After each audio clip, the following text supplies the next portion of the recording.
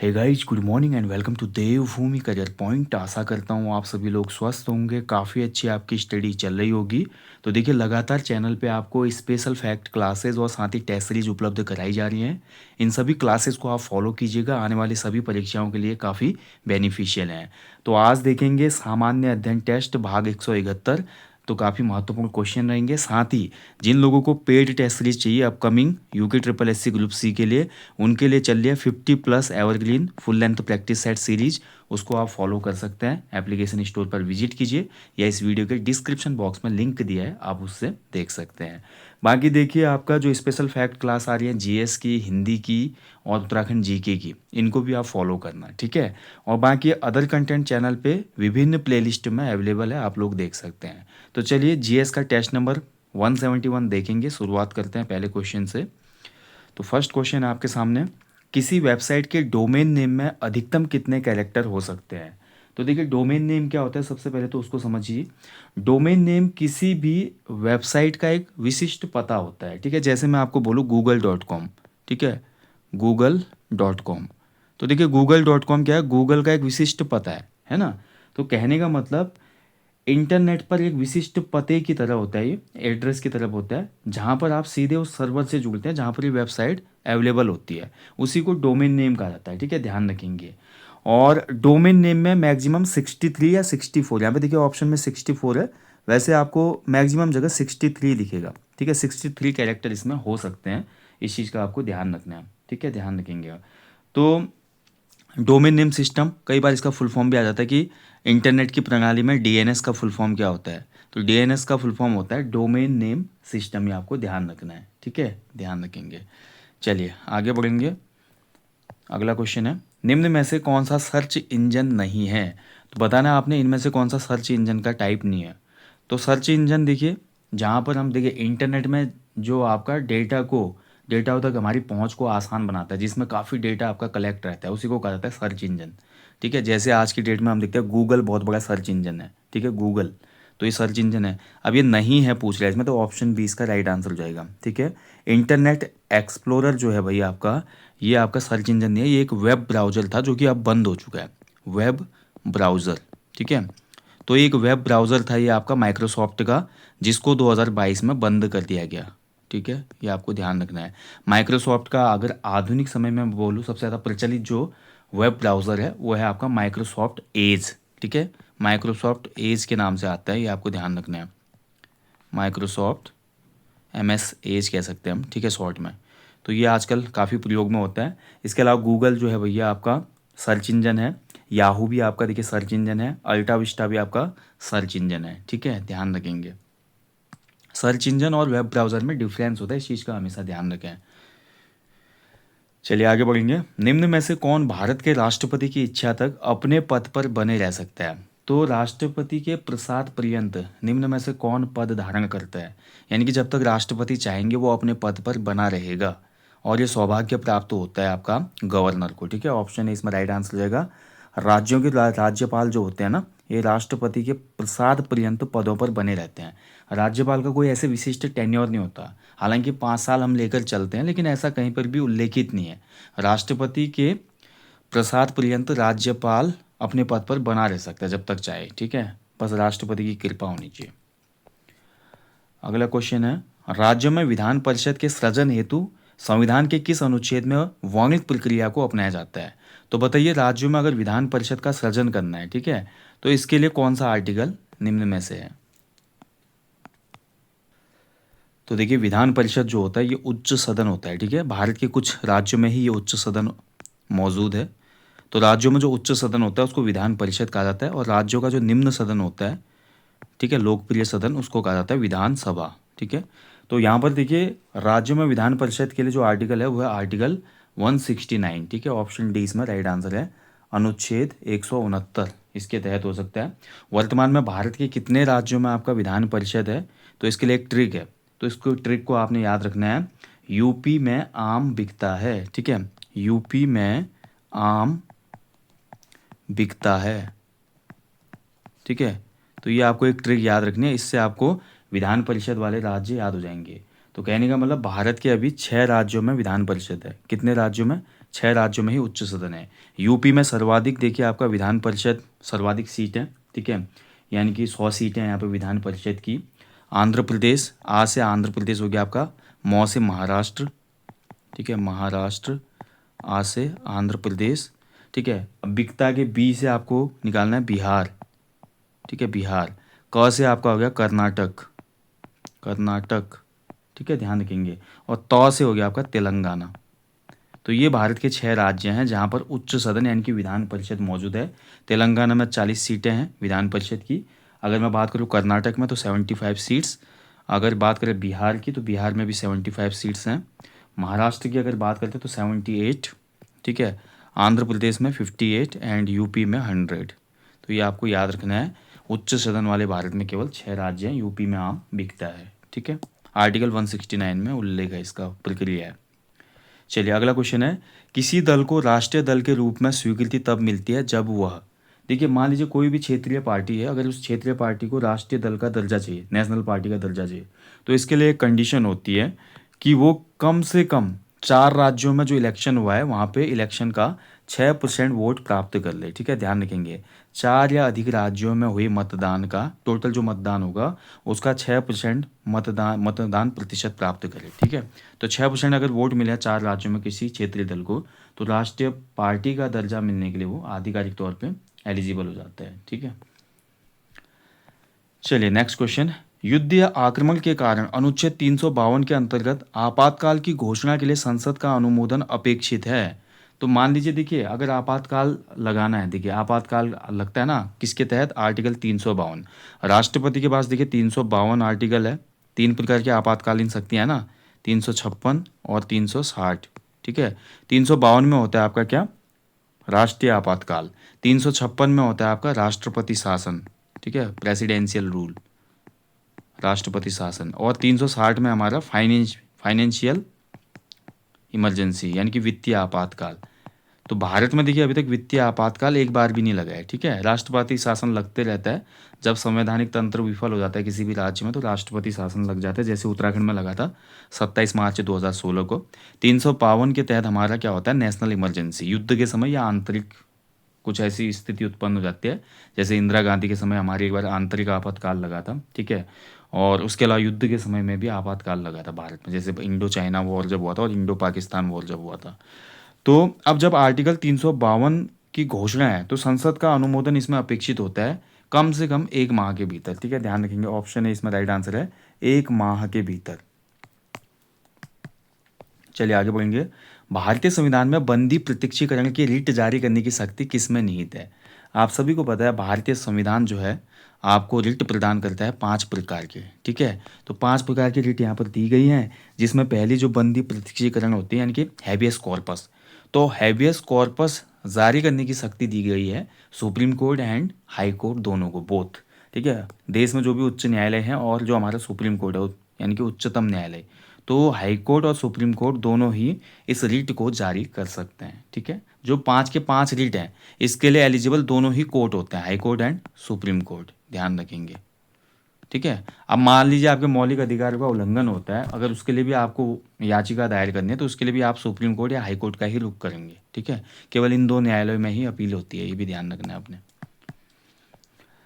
चलिए अगला देखिए, विकासशील देश की चारित्रिक विशेषता क्या होती है। मान लीजिए जो डेवलपिंग नेशन होते हैं, ठीक है, ठीक है, डेवलपिंग,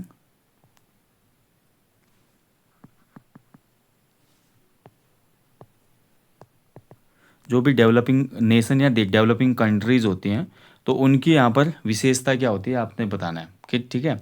तो डेवलपिंग जो भी नेशन होगा उसकी विशेषता क्या होगी, पहले है देखिए निम्न प्रति व्यक्ति आय, यानी कि वहाँ पर जो पर कैपिटा इनकम है वो कम होगी, पहला तो बिल्कुल सही है। अर्थव्यवस्था पर जनसंख्या का बढ़ता दबाव, तो जो हमारी इकोनॉमी होगी वहाँ पर जो मास पॉपुलेशन होगा उसका प्रेशर होगा, बिल्कुल ये भी सही है। पूंजी का अभाव यानी कि लेस कैपिटल होगी वहाँ पे, ठीक है, तो ये भी बिल्कुल सही है। तो उपरोक्त तो सभी कथन इसमें सही हो जाएंगे, ठीक है, ऑप्शन डी हो जाएगा इसका, सभी इसमें जो है सही है। तो कोई भी डेवलपिंग नेशन होता है तो वहाँ पर बहुत कम पर कैपिटा इनकम देखने को मिलेगी, जो भी इकोनॉमी होगी ज़्यादा जनसंख्या होने की वजह से इकोनॉमी पे एक प्रेशर होगा, और ऐसे देशों में कैपिटल जो होती है, पूंजी जो होती है, उसका भी काफ़ी ज़्यादा अभाव देखने को मिलता है। बिल्कुल सही है तीनों ऑप्शन। चलिए अगला है, देखिए निम्न कथनों पर विचार कीजिए। राष्ट्रीय विकास परिषद की स्थापना 1950 में की गई थी। कथन दो बोलता है राष्ट्रीय विकास परिषद एक संविधानोत्तर निकाय है। ठीक है, संविधानोत्तर निकाय का मतलब ये होता है कि कॉन्स्टिट्यूशन में इसको मेंशन नहीं किया गया है, अलग से इसको गठित किया गया है। तो बताइए इनमें कौन कौन से कथन सही है, कौन सा ऑप्शन सही हो जाएगा इसके हिसाब से। तो पहला देखिए, राष्ट्रीय विकास परिषद की स्थापना 1950 में की गई थी, कथन एक तो गलत हो जाएगा। जो नेशनल डेवलपमेंट काउंसिल है, ठीक है, इसकी स्थापना हुई थी 6 अगस्त 1952 को, 1952, 6 अगस्त 1952 को स्थापित हुआ है। और ये एक आपका संविधानेतर निकाय है। ठीक है, यानी कि ये आपका कॉन्स्टिट्यूशनल बॉडी नहीं है। ठीक है, तो ये बिल्कुल सही हो जाएगा। तो केवल कथन दो सही हो जाएगा इसमें। ठीक है, कथन दो सही है इसमें।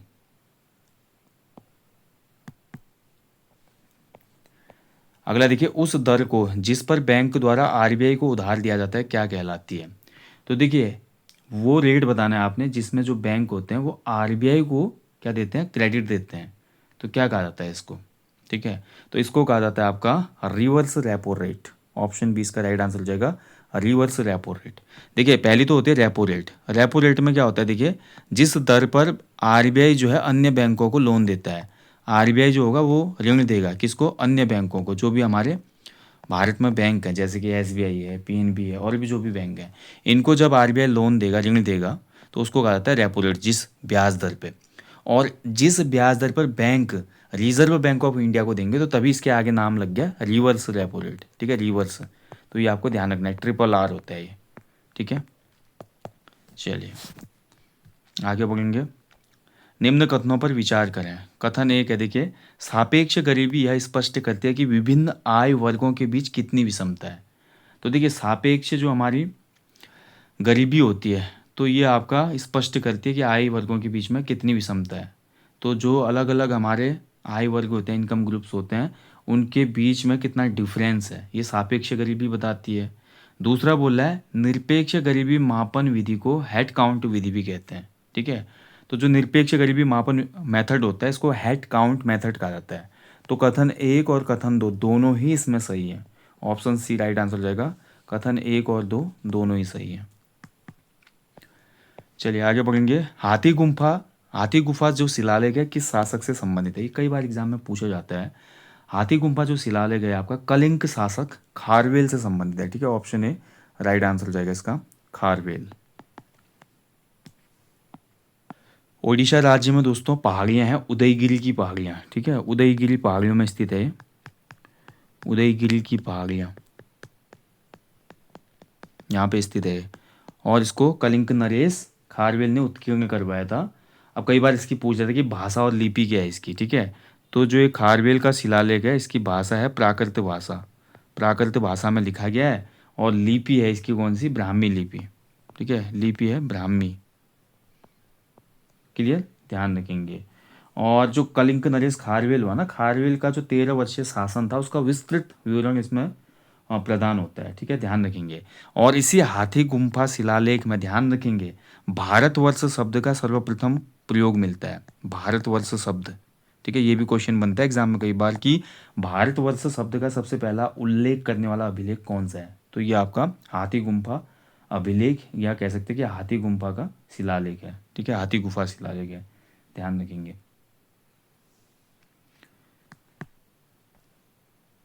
चलिए आगे बढ़ते हैं। किस गुप्त शासक को लिच्छवी दौहित्र के नाम से भी जाना जाता है। तो बताइए कौन सा शासक है जिसको लिच्छवी दौहित्र भी कहा जाता है। ठीक है, तो ध्यान रखेंगे इसमें जो ऑप्शन डी है समुद्रगुप्त, समुद्रगुप्त को लिच्छवी दौहित्र भी कहा जाता है। ठीक है, ध्यान रखेंगे। इसके अलावा देखिए समुद्रगुप्त का एक और नाम मिलता है, भारत का नेपोलियन भी कहा जाता है इसको, भारत का नेपोलियन। ठीक है, भारत का नेपोलियन कहा जाता है समुद्रगुप्त को। अब समुद्रगुप्त जो थी इसकी माता, इनकी जो माता थी उनका नाम था कुमार देवी। ठीक है, समुद्रगुप्त के पिता कौन थे, चंद्रगुप्त प्रथम, और माता का नाम था कुमार देवी। ठीक है, जो कि लिच्छवी वंश की थी। कौन से वंश की थी वो, लिच्छवी। और इन्हीं से उत्पन्न हुए समुद्रगुप्त, जिनका नाम बोला गया लिच्छवी दौहित्र, इसीलिए बोला गया। ठीक है, चलिए आगे बढ़ते हैं नेक्स्ट क्वेश्चन की तरफ। बेगम मुमताज महल का मूल नाम क्या था। तो देखिए बेगम मुमताज महल बहुत महत्वपूर्ण है भारतीय इतिहास में जब हम पढ़ते हैं। तो मुमताज महल का वास्तविक नाम था आरजूमंद बानो बेगम, ठीक है, ध्यान रखेंगे, Arjumand Bano Begum, option A right answer हो जाएगा। मुमताज़ महल किसकी पत्नी थी? शाहजहां की, ठीक है, शाहजहां की बेगम थी ये, शाहजहां की बेगम, ठीक है। और कितने पुत्र थे मुमताज महल के? 13 पुत्र। 14वें पुत्र को देते समय, 14वें पुत्र के जन्म के समय मृत्यु हुई, 14वें पुत्र के जन्म के समय मृत्यु हुई इनकी, ठीक है। हालांकि इसलिए पॉपुलर हो गई मुमताज महल क्योंकि इन्हीं की याद में, ठीक है, प्रेम का प्रतीक बनाया शाहजहां ने, जिसको हम जानते हैं ताजमहल के नाम से। ताजमहल जो था मुमताज महल की याद में ही बनाया था शाहजहां ने। स्थायी भूमि व्यवस्था किन क्षेत्रों में लागू थी? बताइए, ये बहुत अच्छा क्वेश्चन है, स्थायी भूमि बंदोबस्त। तो स्थायी भूमि बंदोबस्त की अगर मैं बात करूं, देखिए इसको शुरू कर रहा था किसने? कार्नवालिस ने, कार्नवालिस के द्वारा इसको शुरू किया गया था। कई बार क्वेश्चन बनता है 1793 में, 1793 में, ठीक है, परमानेंट सेटलमेंट। अब 1793 में जो स्थायी बंदोबस्त शुरू किया था ये भू राजस्व प्रणाली से संबंधित था। इसमें ब्रिटिश सरकार ने क्या किया? जमींदारों को वंशानुगत भू मालिक बना दिया, ठीक है। तो जमींदारों को जैसे मालिक बनाया तो गवर्नमेंट ने बोला, ब्रिटिश सरकार ने बोला कि आप हमें एक निश्चित टैक्स देना और बाकी जो भी आप खेती कराओगे या जो भी आपके अंडर किसान होंगे उनको आप अपने हिसाब से टैक्स ले लेना, ठीक है। तो ये आपका स्थायी भूमि व्यवस्था उसमें बंगाल से लेकर बनारस, ठीक है, तो यहाँ तक की जमींदारी तक फैली हुई थी, ठीक है, दक्षिण से लेकर उत्तर तक, पूर्व से पश्चिम तक थी ये। तो बंगाल सूबा से लेकर बनारस तक की जमींदारी तक ये फैली हुई थी। तो ये इसका राइट आंसर हो जाएगा। हालांकि देखिए इसमें क्या हुआ, किसानों का शोषण हो गया, किसानों का शोषण माना गया इस प्रथा से। किसानों का शोषण हुआ, कैसे शोषण हुआ? क्योंकि देखिए जमींदारों को तो फिक्स टैक्स बोल दिया ब्रिटिश सरकार ने कि आप इतना टैक्स हमें देंगे, बाकी किसानों से आप लोग राजस्व की वसूली करो। तो जमींदारों का काम हो गया किसानों से लगान वसूल करके सरकार को जमा करना। अब इस व्यवस्था ने क्या किया? किसानों का शोषण किया, क्योंकि जमींदारों को अधिक से अधिक लगान वसूलने के लिए प्रोत्साहित किया गया इसमें, ठीक है। और इस प्रणाली ने, लेकिन इस प्रणाली ने एक फ़ायदा किया, इस प्रणाली से क्या हुआ? जमींदारों का एक नया वर्ग पैदा हुआ जो कि ब्रिटिश सरकार का वफादार बन गया, क्योंकि सरकार ने उनको एक पावर दे दी ना, ज़मीन ही भाई सब कुछ है। तो ज़मीन की पावर दी गई जब जमींदारों को, तो जमींदार कहीं ना कहीं राजभक्त हो गए ब्रिटिशर्स के इस व्यवस्था से। और इस व्यवस्था को जन्म देने वाला कौन था? कार्नवालिस। निम्न कथनों पर विचार करें और सही कथन का चयन करें। बताइए, पहला कथन है, देखिए, यूनान और रोम के लेखकों में सबसे प्राचीन टीसीएस और हेरोडोटस के वृत्तांत हैं। दूसरा कथन बोल रहा है फाहियान और वेनसांग अरब के यात्री थे जो महमूद गजनवी के साथ भारत आए थे, ठीक है। तो यहाँ पर देखिए अगर पहला स्टेटमेंट देखें तो यूनान और रोम के लेखकों में सबसे प्राचीन जो है आपका, ये आपका टीसीएस और हेरोडोटस है, बिल्कुल सही है पहला कथन। फाहियान और वेनसांग जो थे ये अरब के यात्री नहीं थे, ठीक है, और महमूद गजनवी के साथ भी नहीं आए थे। फाहियान और वेनसांग, वेनसांग जो था आपका चीनी यात्री था और ये हर्षवर्धन के काल में भारत आया था, हर्षवर्धन, ठीक है। और फाहियान भी जो था एक चीनी यात्री था जो कि चंद्रगुप्त द्वितीय के टाइम पर भारत आया था, चंद्रगुप्त सेकंड, जिसको चंद्रगुप्त विक्रमादित्य भी कहा जाता है, ठीक है, इसके टाइम पर आया था फाहियान।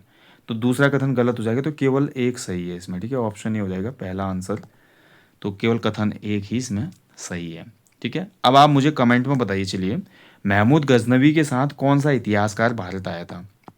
महमूद गजनवी जो लुटेरा था ना एक गजनी का, तो इसके साथ कौन इतिहासकार आया था साथ में भारत? ये मुझे आप कमेंट बॉक्स में बताएंगे। निम्न में से सही सुमेलित है, बताना है आपको, जो सही सुमेलित है वो बताना है, ठीक है। तो बंगाल विभाजन, पार्टीशन ऑफ बंगाल 1906, बारदोली 1918, जलियांवाला 1919, खिलाफत आंदोलन 1930। तो देखिए बंगाल विभाजन ये गलत सुमेलित है क्योंकि सही पूछ रहे ना। बंगाल पार्टीशन हुआ था आपका 1905 में, ठीक है। और इसके तहत देश में फिर क्या चला था? स्वदेशी मूवमेंट, स्वदेशी आंदोलन का जन्म हुआ था इससे फिर, स्वदेशी आंदोलन, ठीक है, विदेशी वस्त्रों की होली जलाई गई। बारदोली जो आंदोलन हुआ था आपका 1918 नहीं, ये हुआ था आपका कब? ये हुआ था 1928 में, ठीक है। सरकार जो है गुजरात के बारदोली में किसानों का टैक्स बढ़ा रही थी, जिसके खिलाफ आंदोलन किया। और इस आंदोलन को लीड किया था उसमें किसने? वल्लभ भाई पटेल ने। और गुजरात की महिलाओं ने फिर वल्लभ भाई पटेल को सरदार की उपाधि दी थी, ठीक है, बारदोली आंदोलन के बाद में ब्रिटिश सरकार झुक गई और जो लगान का रेट था वो कम रखा गया। जलियांवाला बाग जो कांड था भाई, ये आपका 13 अप्रैल 1919 को हुआ था, सी आंसर इसमें सही हो जाएगा, ठीक है। तो जलियांवाला की घटना जो हुई थी आपकी 13 अप्रैल 13 अप्रैल 1919 को हुई थी।